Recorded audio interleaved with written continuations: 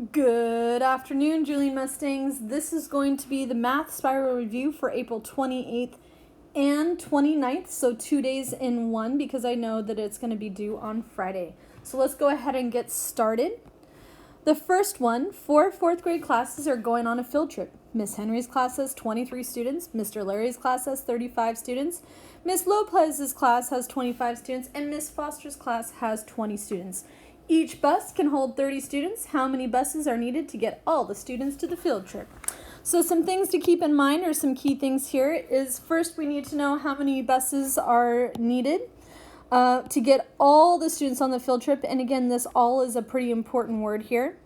So the first thing I'm going to do is find out how many students there are total. It looks like there are 23 in one class, 35 in another, 25 in another, and 20 students in one more class. We are not counting this 30 because this is part of the question of each bus holds 30 students. So that's not part of our count. So I'm going to go ahead and tally up 23 plus 35 plus 25 plus 20 to find out exactly how many students there are. So 5 plus 5 plus 3 is 13. Put down the 3, regroup the 1. 2 plus 1 is 3, plus 3 is 6. 7, 8, 9, 10. So we have a total of 103 students. Now technically this question is asking us to take 103 and divide it by 30. However, we have not really been taught that math yet, so I'm just going to go ahead and draw out a picture. But technically our picture is going to be centered around this.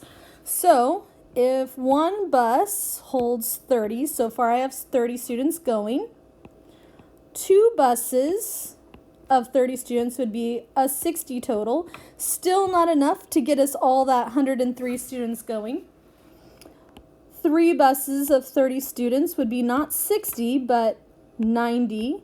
Still not enough to get us to that 103 number. If we stopped here with our division or our multiplying out at this point in time, that means that we would have 13 students that wouldn't be able to go on this field trip. That's not fair. So we actually have to add a 4th bus of 30 students. Now, technically, all these buses combined together would give us 120 seats. That's okay that we have more than 103. I would rather have empty spaces on a bus than not being able to take everyone on the bus. So the correct answer is you need 4 buses. Okay, moving on. Look at the rectangle below. The dimensions are given in feet.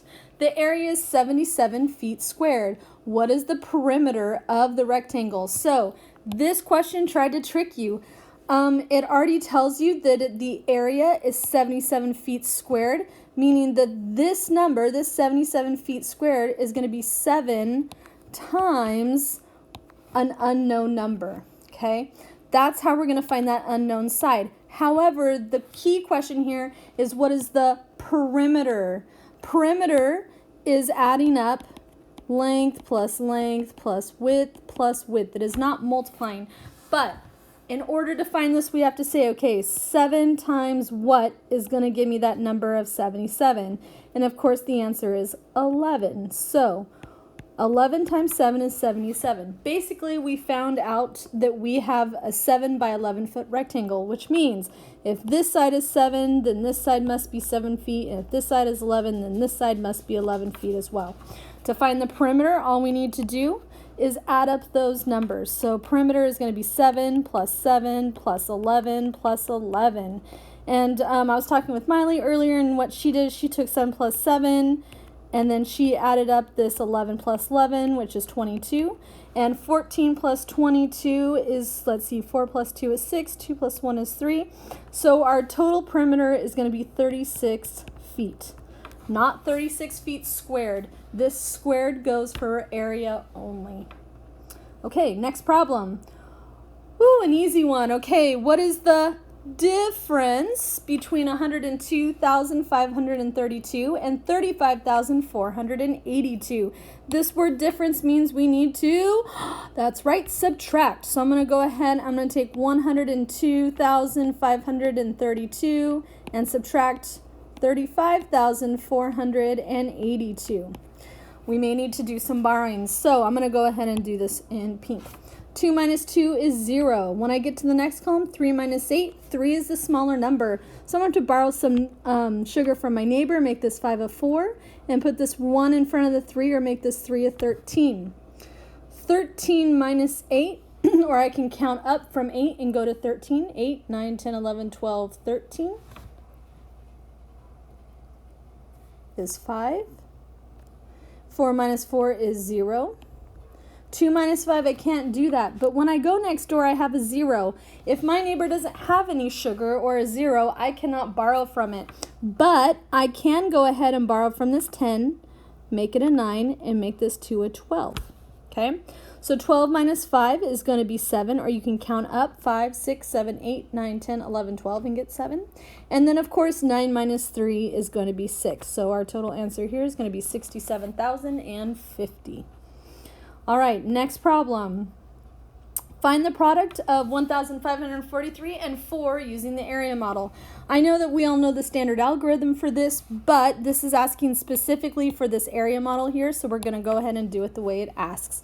We're going to put a 4 on the side here, and then we're going to take this number, and we're going to split it apart to get our area. So I have my 1,000, I have 500, I have 40, and I have 3.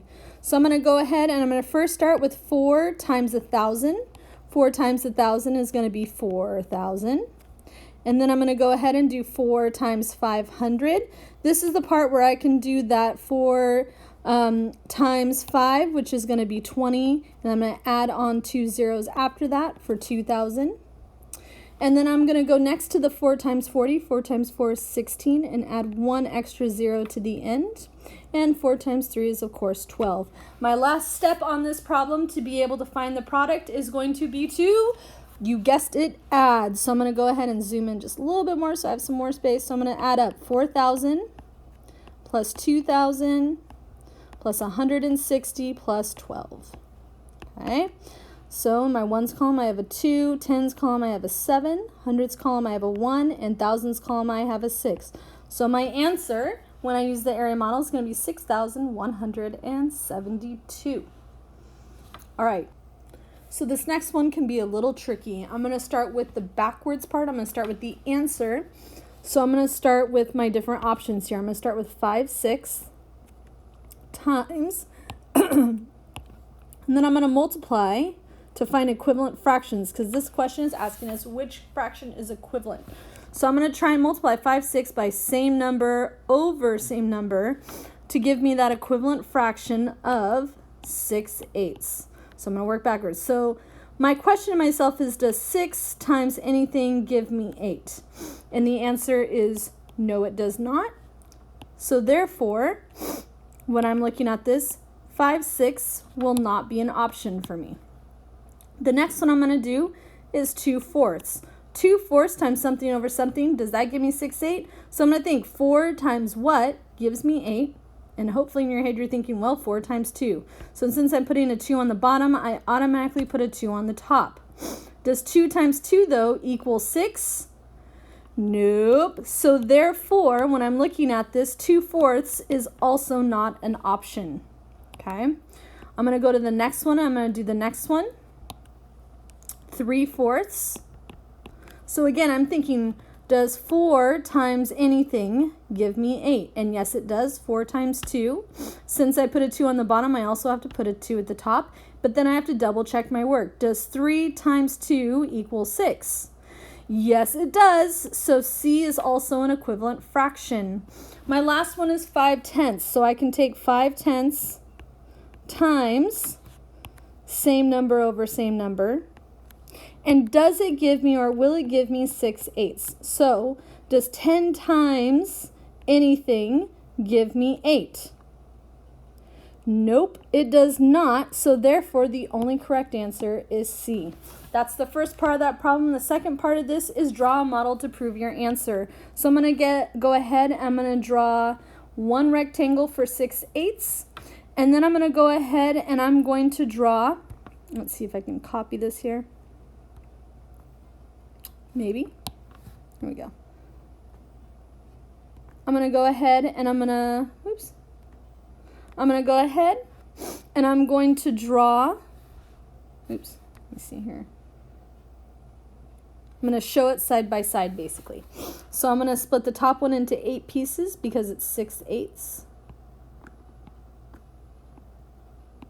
And I'm going to split the bottom one into 3/4 because the bottom one is asking for 3/4. Okay, and now all I have to do is shade them in and make sure that they're similar. So the first one I shade in 6, 1, 2, 3, 4, 5, 6. And the bottom one I shade in 1, 2, 3 pieces. And basically what I'm looking at here is that these two fractions do line up, and so they are equivalent. Okay, and last but not least for today, decimals. Correctly plot the value on the number line of 42 hundredths. I like to put a little 0 in front to remind me that this is not a whole number. 42 hundredths. The reason why I said 42 hundredths is because this place value right here is the hundredths.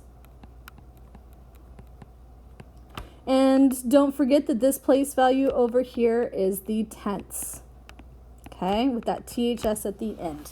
So technically, all these numbers on the number line are in the tens place. To make it easier for my brain, I'm just going to go ahead and put a 0 at the end of these to help me see these numbers as I would like them to. So I could think of these numbers as 10 hundredths, 30 hundredths, 50 hundredths, 70 hundredths, 90 hundredths, or 0 hundredths, 1 whole.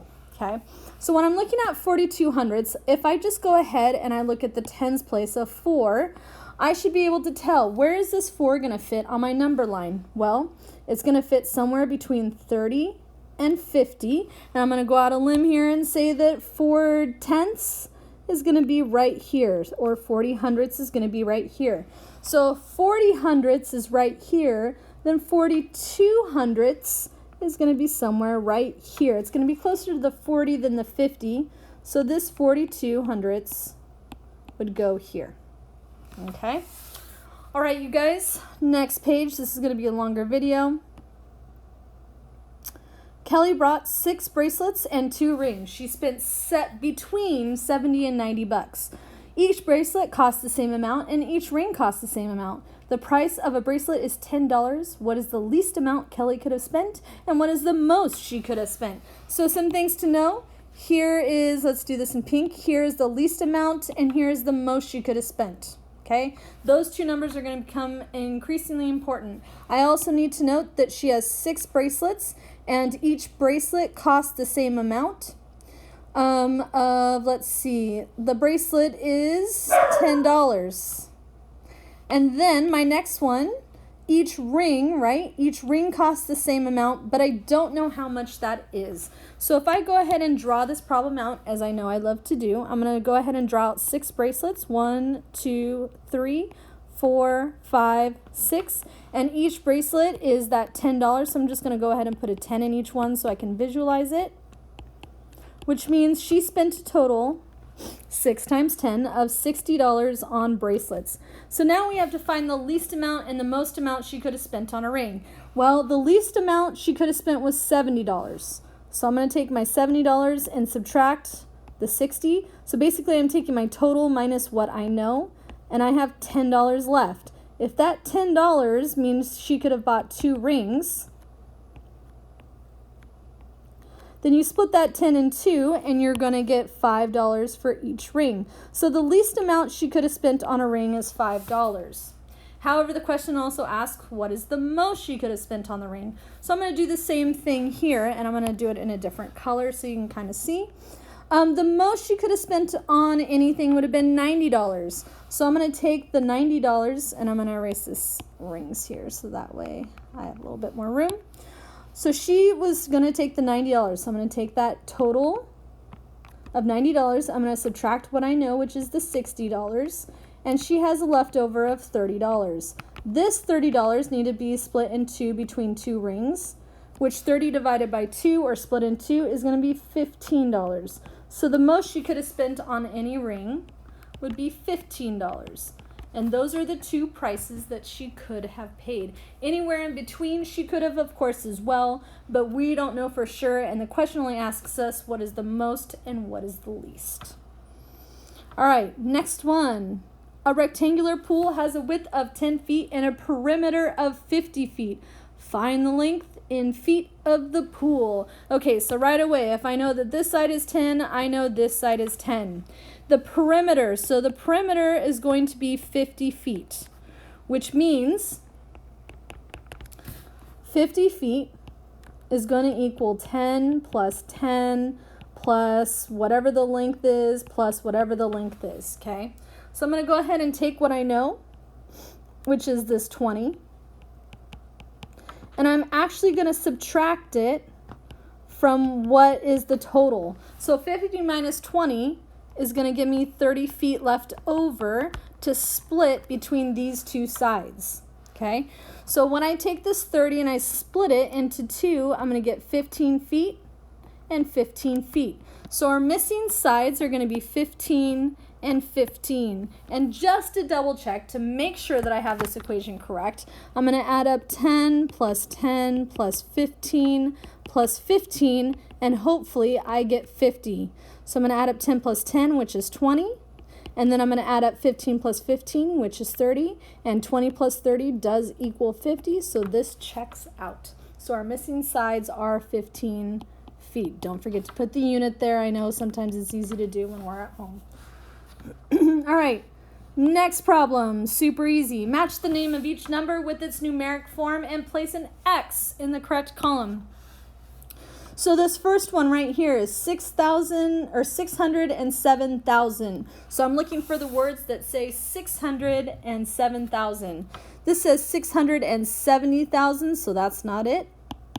This one says 607,000.